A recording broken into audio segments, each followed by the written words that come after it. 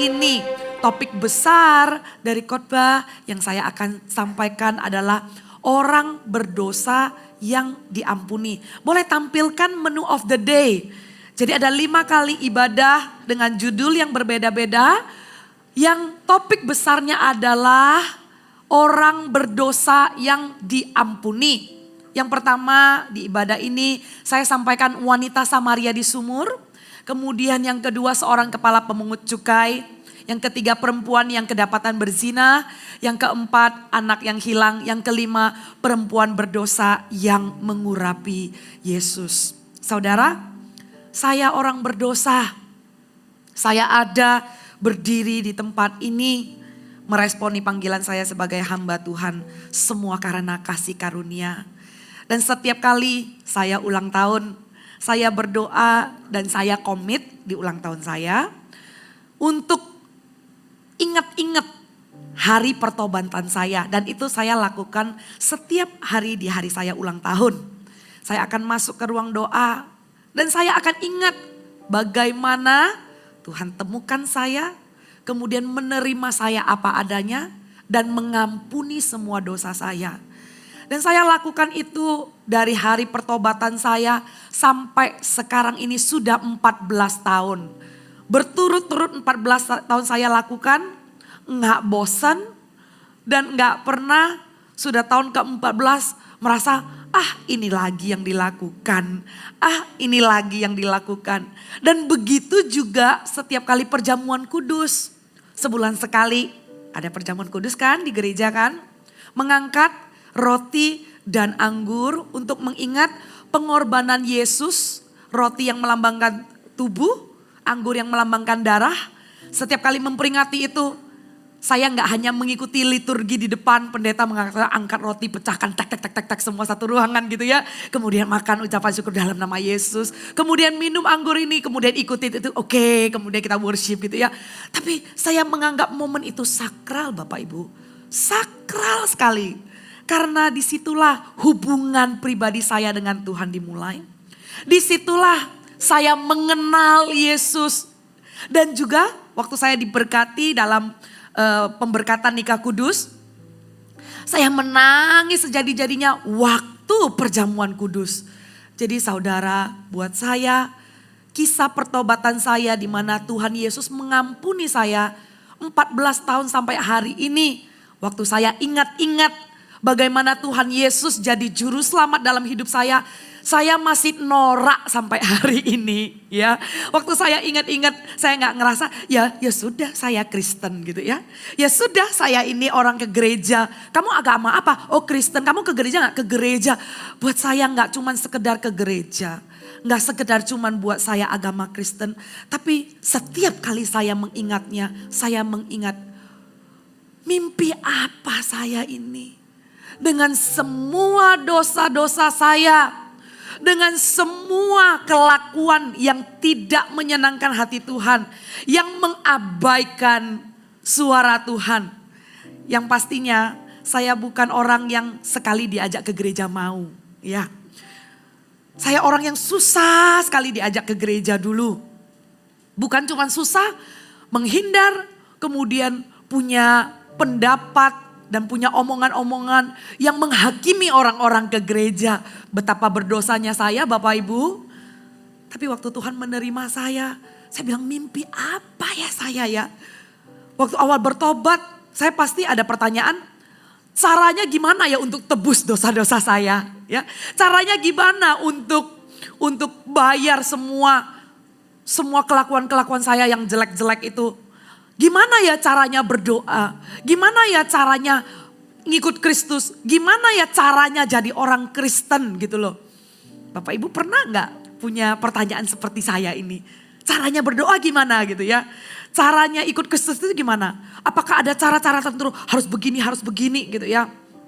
Harus begini biar doanya didengar. Harus begini biar jadi lebih kenal Tuhan. Harus begini. Tapi saya ikuti Tuhan sampai hari ini. Saya nggak menemukan formula 1 tambah 1 adalah 2 untuk Kristus. Betul Alkitab ada bilang menyangkal diri untuk mengikut Kristus. Keakuannya itu ditaruh More of him and less of me. Dia semakin bertambah dan aku semakin berkurang, betul. Tapi waktu mengikut Tuhan 14 tahun sampai hari ini, belum lama sih. Banyak di antara Bapak Ibu yang sudah mengikut Yesus berpuluh-puluh tahun gitu ya. Saya yang belum lama ini tapi sampai 14 tahun oleh kasih karunia Tuhan. Suatu saya ingat pertobatan, penerimaan Yesus, pengampunan dosa orang yang berdosa ini. Ternyata kasih karunia itu membuat saya terus merasa norak. Kasih karunia yang saya terima itu enggak cuma di awal bertobat. Tapi kasih karunia itu mengingatkan saya betapa indahnya pertobatan itu. Dan ada kisah-kisah tokoh-tokoh di Alkitab yang akan saya bahas sepanjang hari ini yang tadi saya bacakan. Yang ibadah pertama ini wanita yang berbicara dengan Yesus di sumur. Wanita Samaria. Nanti pemungut cukai namanya Sakeus. Nanti lagi wanita yang kedapatan berzina. Kemudian nanti lagi ada 5. Saya berusaha ingat ini sekarang yang keempat apa ya. Ada yang ingat ya yang keempat apa? Saya lupa ya. Anak hilang. Yang kelima itu wanita yang mengurapi Yesus ya. Aduh, saya baca dan saya mempersiapkan 5 ini. Hati saya gak tahan gitu ya. Hati saya gak tahan. Gimana bisa tahan? Bayangin pertobatan sendiri aja gak tahan. Terus lihat gimana cara Tuhan bekerja di 5 orang ini. Aduh Bapak Ibu kalau hari Minggu gak kemana-mana. Tapi family time itu penting loh. Nanti kalau memang sudah ada rencana family time ya. Ya go family time. Tapi kalau memang gak ada planning. Mari kita tenggelam dalam kasih karunia Tuhan supaya kita kenyang gitu loh ya. Supaya kita kenyang. Kita buka sama-sama yuk Yohanes pasal yang keempat. Percakapan dengan perempuan Samaria.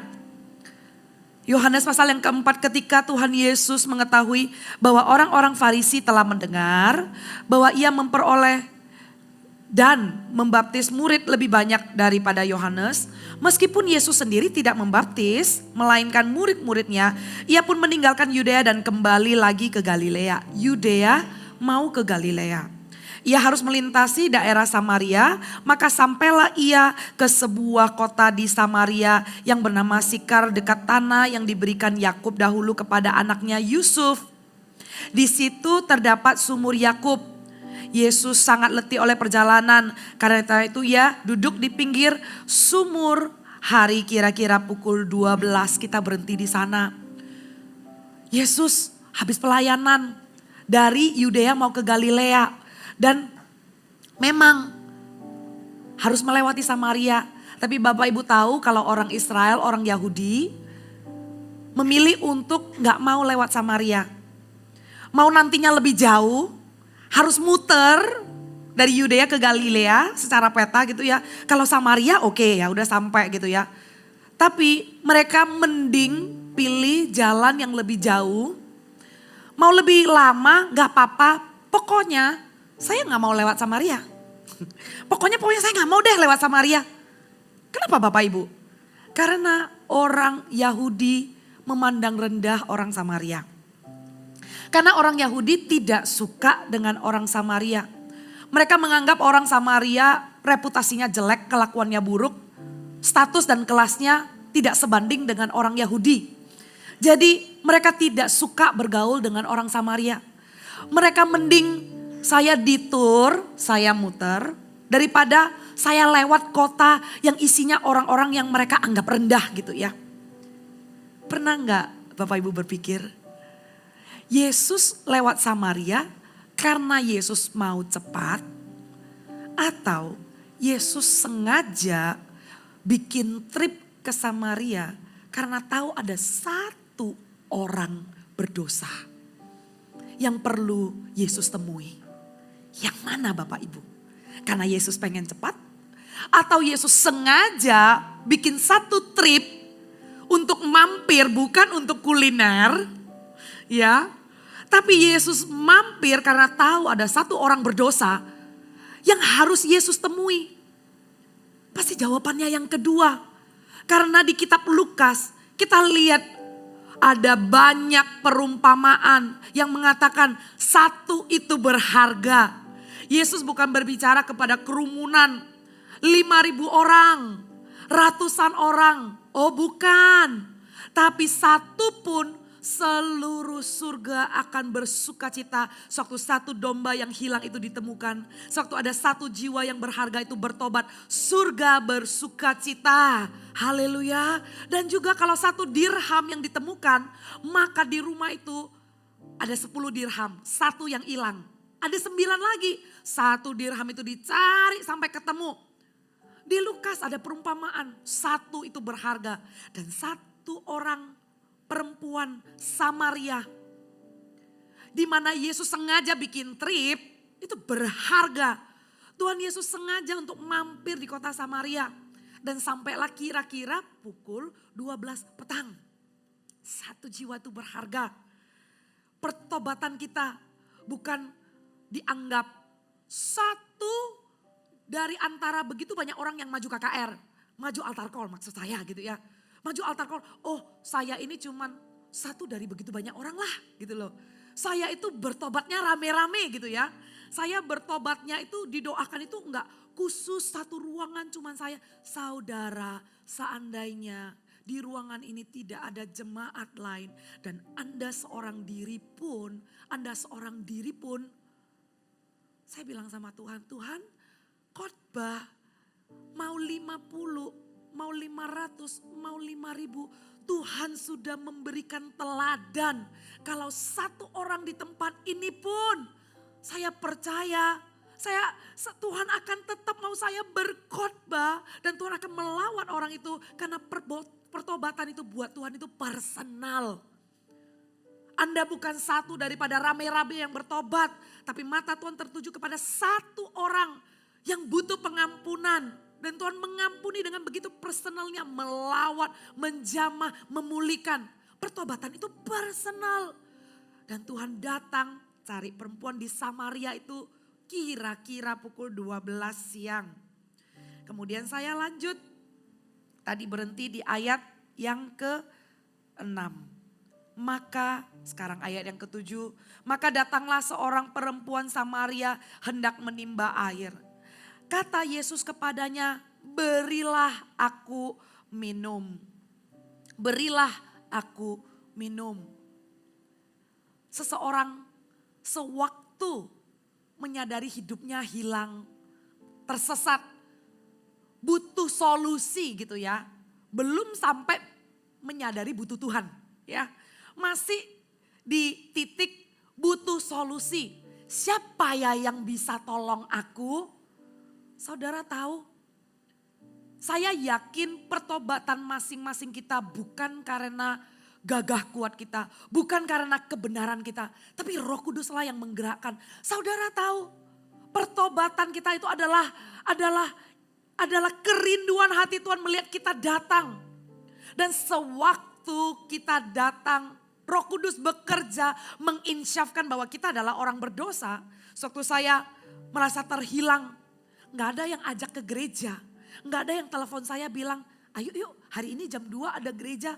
Waktu itu saya sekolah di Amerika. Gereja mulainya jam 2 siang. Nggak ada teman kampus saya yang telepon ajak saya ke gereja. Saya cuma menyadari masa saya hidup begini-begini aja. Dan waktu saya ditanyain, nanti masa depan mau jadi apa? Saya tahu waktu itu saya sekolah musik. Saya pasti jadi pianis gitu ya.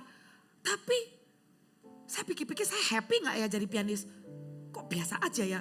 Saya bergairah gak dalam hidup saya? Kok enggak ya? Loh terus masa saya mau begini-begini aja? Tiba-tiba saya merasa begitu terhilang. Dimana waktu itu saya sudah harus masuk dalam pernikahan. Tiba-tiba saya takut dalam pernikahan. Segala ketakutan, segala kekhawatiran, segala pikirannya tuh negatif. Gimana kalau menikah saya bercerai? Belum lagi waktu saya muda ada seorang tamu dari papa mama yang datang ke rumah yang minta lihat tangan saya. Kemudian saya waktu itu masih SD, terus saya kasih lihat tangan saya. Terus dia bilang begini, wah anak ini harus hati-hati, dia bilang gini ya. Karena kok saya lihat dia ini kalau menikah dia akan bercerai di usia 30. Aduh Bapak Ibu, amit-amit. Puji Tuhan saya sudah lebih dari 30 dan Tuhan jagai sampai hari ini gitu ya. Jadi saya dengar hal itu, saya begitu kaget. Dan saya lulus kuliah usia 21 dan saya sudah dalam proses membangun hubungan, saya mau menikah tapi saya takut menikah dong karena dibilangin saya akan bercerai umur 30. Gimana ini, menikah apa enggak? Saya ketakutan. Terus saya bertanya, saya mau ketakutan sampai kapan? Cara saya ngambil keputusan gimana? Kalau iya bagaimana? Tapi sungguh apakah itu akan terjadi? Loh, terus saya bertanya, kenapa sih hidup ini begitu banyak ketidakpastian? Kita kalau sudah kenal Tuhan pun hidup ini gak pasti-pasti kok. Tapi kan ada pengharapan ya. Tapi waktu saya gak kenal Tuhan, gak ada pengharapan. Akhirnya saya sudah gak tahu harus bagaimana lagi. Saya menemukan diri saya jalan ke gereja. Saya nyetir, saya ke gereja. Saya tahu ada gereja jam 2, kenapa saya tahu? Karena sebelumnya saya selalu ketawain orang ke gereja itu gitu loh. Saya tahu anak-anak muda, orang Indonesia itu kumpulnya di situ gitu loh. Mereka ajak saya berkali-kali, saya udah tolak, kayaknya udah gak diajak gitu loh. Gak diajak malah datang sendiri gitu ya. Saya datang sendiri. Dan waktu saya datang, saudara tahu adalah inisiatif Tuhan untuk menjamah saya. Katakan sama-sama inisiatif Tuhan. Inisiatif Tuhan untuk menjamah orang berdosa. Kalau kita ada di rumah Tuhan, sebelum datang ke rumah Tuhan, jangan khawatir ya. Jangan khawatir kalau Tuhan itu jamah tetangga terus gak jamah kita gitu loh. Jangan khawatir ya kalau datang ke rumah Tuhan atau misalnya pulang gitu. Kenapa sih tetangga saya tuh dijamah sampai nangis-nangis? Kenapa sih saya gak pernah nangis gitu ya? Kita tidak perlu membandingkan. Karena bukan kita yang pengen dijamah, tapi Tuhan terlebih pengen menjamah kita karena itu adalah inisiatif Tuhan. Inisiatif Tuhan yang memulai pembicaraan loh sama wanita ini. Saudara lihat gak ceritanya? Inisiatif Tuhan yang membuka pembicaraan. Kalau misalnya kita naik transport online gitu ya. Kita duduk gitu. Ya kan orang asingnya yang setirinnya. Jadi kalau kita sama orang asing gitu, kita rasakan kan atmosfer hawa-hawa yang siapa mulai pembicaraan dulu gitu loh. Ya kan? Siapa mulai pembicaraan dulu.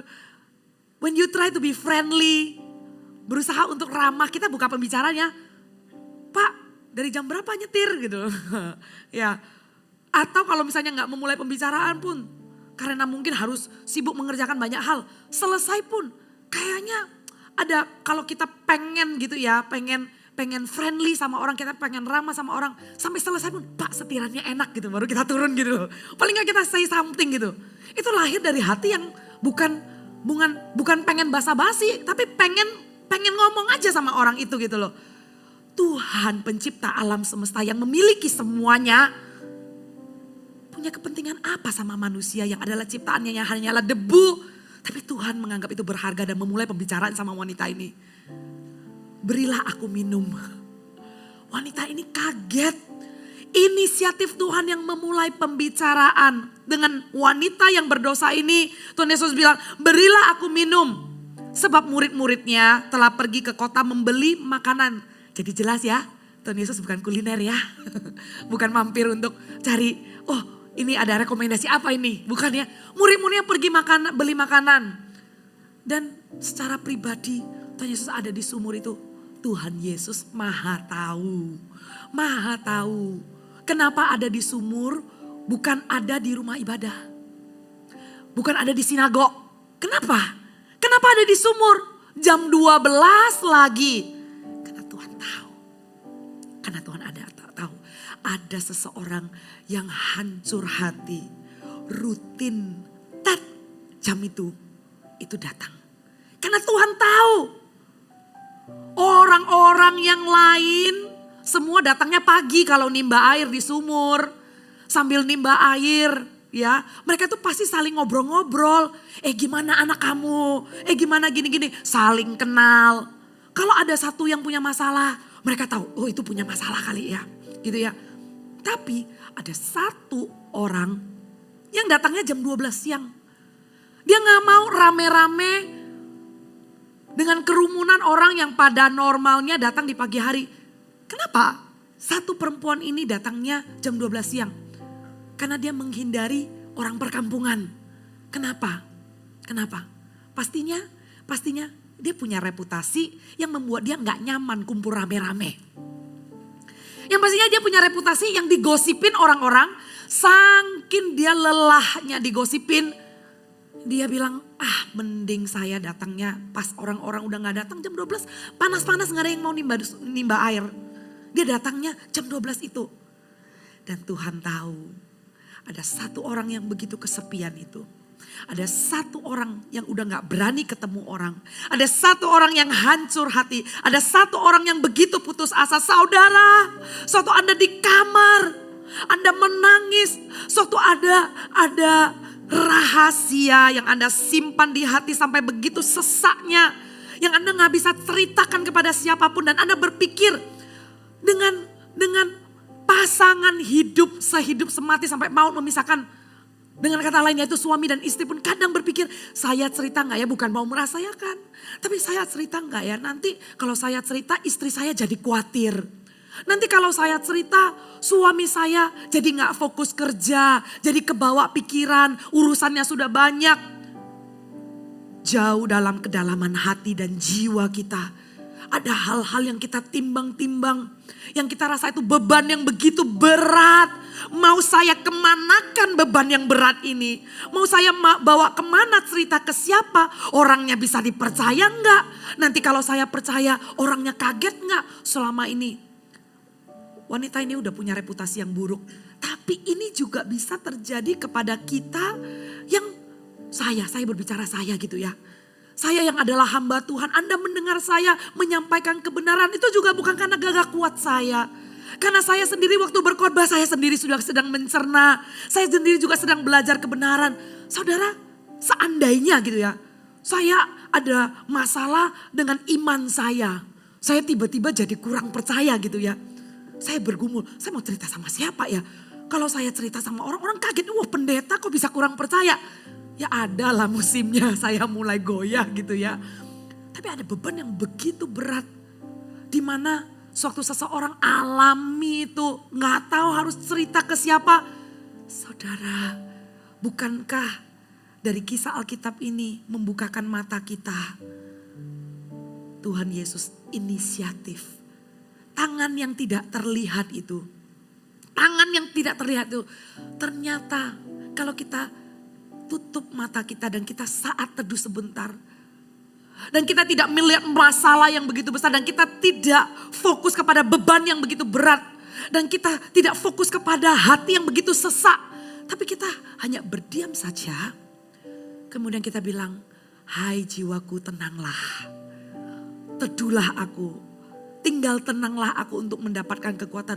Di situ kita akan Tuhan kasih kemampuan supernatural untuk merasakan tangan itu sedang menggendong kita. Karena Tuhan yang berinisiatif untuk membuka pembicaraan. Karena Tuhan yang berinisiatif selalu ada di sebelah kita. Dan Tuhan katakan, datanglah padaku Bapak, datanglah padaku Ibu yang letih, lelah, yang berbeban berat. Aku akan memberi kelegaan, berinisiatif. Dan Tuhan bilang sama wanita itu, berilah aku minum. Murid-muridnya pergi beli makan. Waktu wanita itu dengar, wanita itu kaget. Ayat yang ke-9, wanita itu bilang, masakan engkau seorang Yahudi, ya, meminta minum kepadaku seorang Samaria. Jelas ya, dia kaget. Seperti yang tadi saya bilang, orang Yahudi gak bergaul sama orang Samaria. Jadi dia kaget, masakan engkau orang Yahudi minta minum dengan orang Samaria, kepadaku seorang Samaria, dalam kurung, sebab orang Yahudi tidak bergaul dengan orang Samaria. Masakan. Masa sih kalau aku ke gereja, aku bakal dapat solusi? Masa sih kalau aku ke gereja, Tuhan akan mengampuni apa yang sudah aku lakukan? Masa sih gitu ya? ada keraguan, ada kecurigaan, ada pertanyaan, ada ketidakpercayaan. Pertobatan selalu dimulai dari itu. Masa sih? Masa cuman percaya aja? Ada nggak di sini Bapak Ibu yang waktu awal pertobatan didoakan mau percaya dan terima Yesus? Oh, gitu aja, percaya aja. Saya nggak perlu lakukan apa-apa.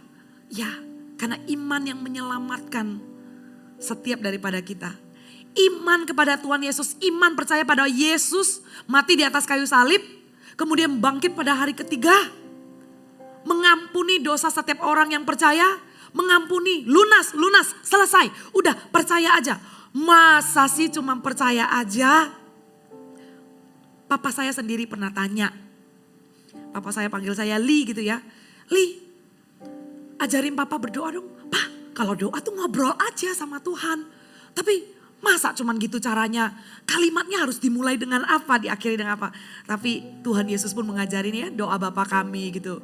Dengan papa saya ngobrol, oh ya Tuhan ada aja doa Bapa kami, papa saya tahu. Kemudian tetap setelah itu lewatin satu waktu, papa tanya lagi, masa ya kalau ikut Tuhan itu cuma percaya aja? Karena memang ya di hidup ini, di dunia sistem tidak ada yang namanya cuma-cuma.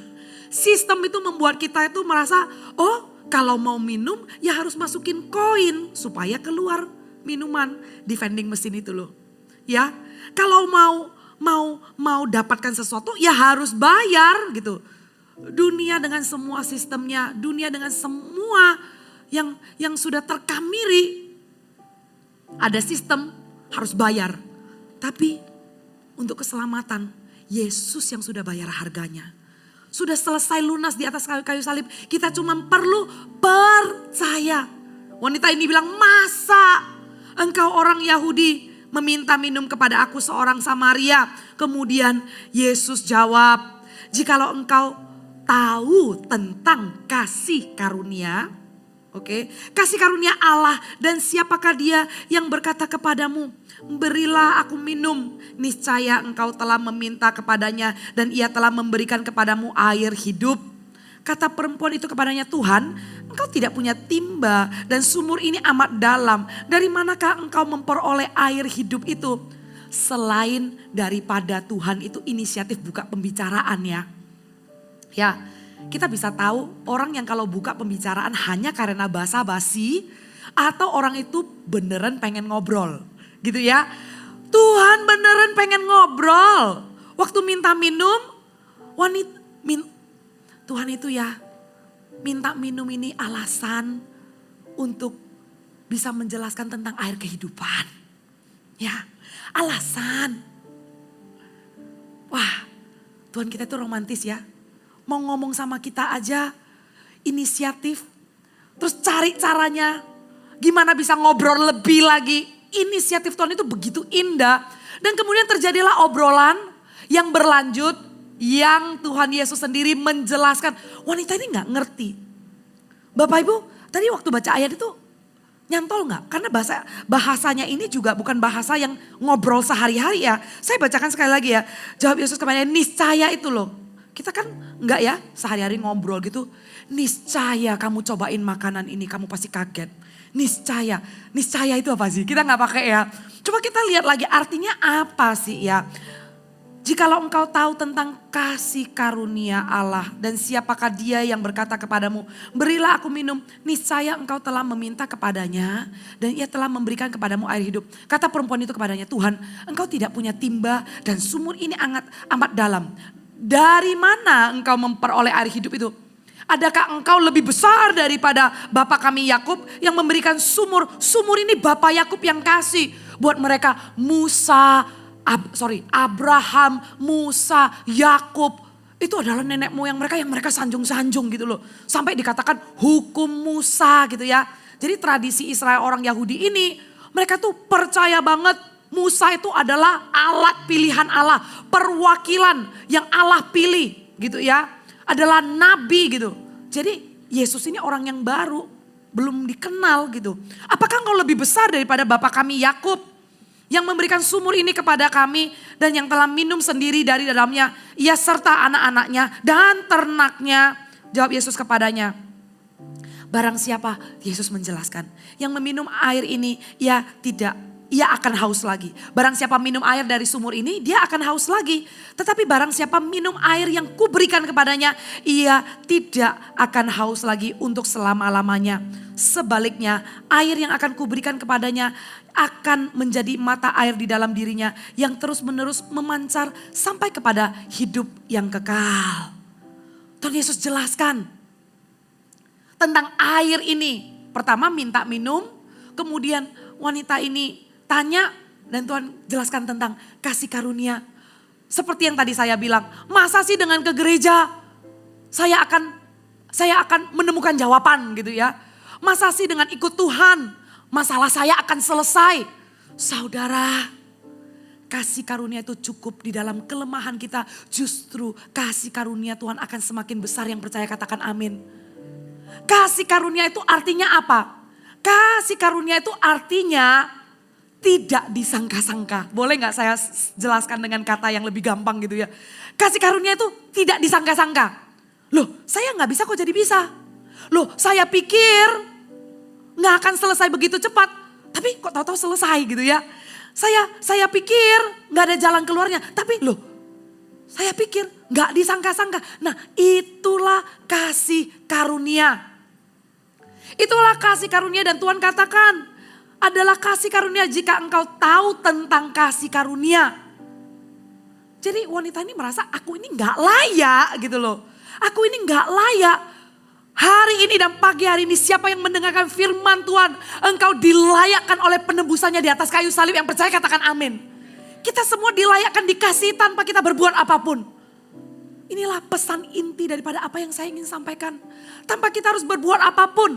Bukan perbuatan baik kita yang menyelamatkan.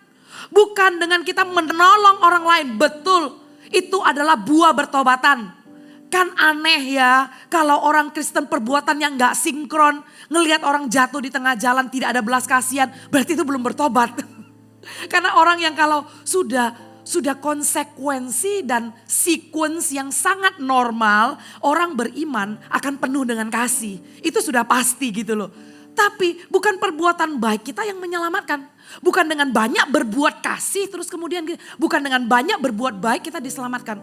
Tapi oleh kasih karunia, oleh dengan kita percaya saja kita dilayakkan. Masakan ngomong sama orang Samaria, kalau kamu ngerti tentang kasih karunia, kalau kamu ngerti aja, maka kamu gak akan capek gitu loh. Saudara, saya terjemahkan ya.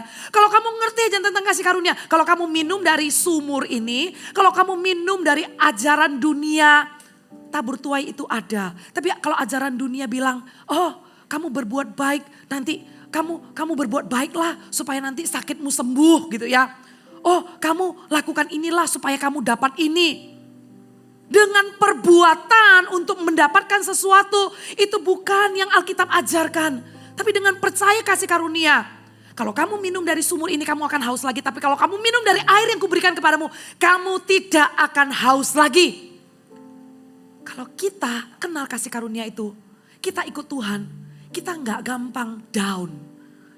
Kita gak gampang lelah. Beban masalah ada.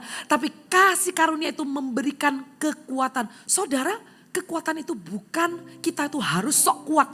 Jadi orang Kristen waktu berduka, kamu gak boleh berduka loh ya. Kamu harus percaya loh ya. Waktu dengar keluarga ada yang sakit, gak boleh sedih loh ya. Harus percaya loh ya. Gak boleh sedih, harus percaya. Saudara, sedih itu wajar, menangis itu wajar, berduka itu harus. Karena emosi dan perasaan itu diberikan Tuhan. Agar kita semakin mengandalkan Dia. Bukan kita, harus kuat, ada pengharapan. Kemudian disangkali semua kesedihannya, disangkali semua kemarahannya, disangkali semua kekecewaannya. Bawa saudara kekecewaanmu, kemarahanmu, kecurigaanmu, pertanyaanmu, bawa semua ke dalam hadirat Tuhan. Dan saudara tahu oleh kasih karunia Tuhan, kekuatan itu disediakan. Bukan dari kita. Katakan sama-sama disediakan. Disediakan dan tersedia dan Tuhan yang kasih. Jadi bukan orang itu kuat ya. Kita pikir kekuatan itu adalah tipe personalitinya orang. Kita pikir kekuatan itu adalah tipe-tipe karakter orang. Oh dia itu orangnya gak gampang nangis. Oh dia itu orangnya kuat ya. Kalau kena masalah itu tenang orangnya.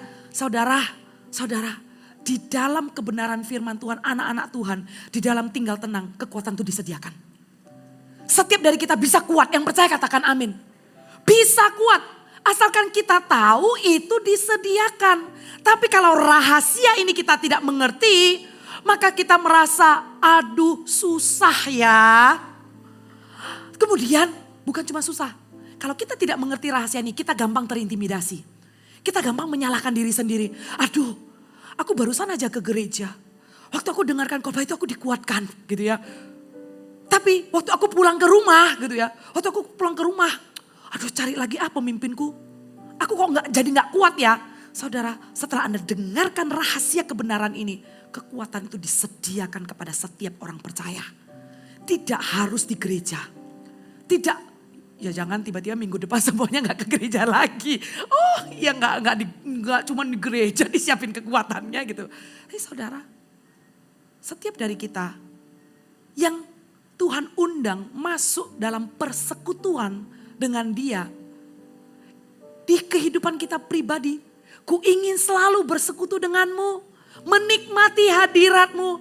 Karena saya gak bisa masuk kuncinya, saya lagi meraba-raba, it's okay. Mungkin saya sendiri suaranya lagi habis jadi gak nyampe gitu ya. Anda tahu kan lagu itu? Ku ingin selalu bersekutu denganmu, ya udah nanti kita nyanyi deh gitu ya. Anda tahu kan lagu itu? Persekutuan itu dipanggil untuk setiap orang masuk saat teduh membangun hubungan dengan Tuhan. Membangun hubungan dengan Tuhan. Maka dengan menanti-nantikan Tuhan, disitulah terletak kekuatan. Yesaya pasal yang ke-30 kalau gak salah. Maafkan kalau saya salah, tapi di Yesaya dikatakan dengan menanti-nantikan Tuhan, disitulah ada kekuatan, maka engkau akan terbang tinggi seperti Raja Wali. Orang yang berlari tidak akan letih, orang yang berjalan tidak akan lesu. Berikan tepuk tangan dong buat Tuhan. Saudara masuk akalnya di mana? Saudara pernah nggak lari nggak capek, jalan nggak letih? Saudara setelah pandemi 3 tahun, kita di rumah menjaga diri dengan baik-baik. Tiba-tiba sudah bisa keluar. Saya jalan di supermarket aja ngos-ngosan.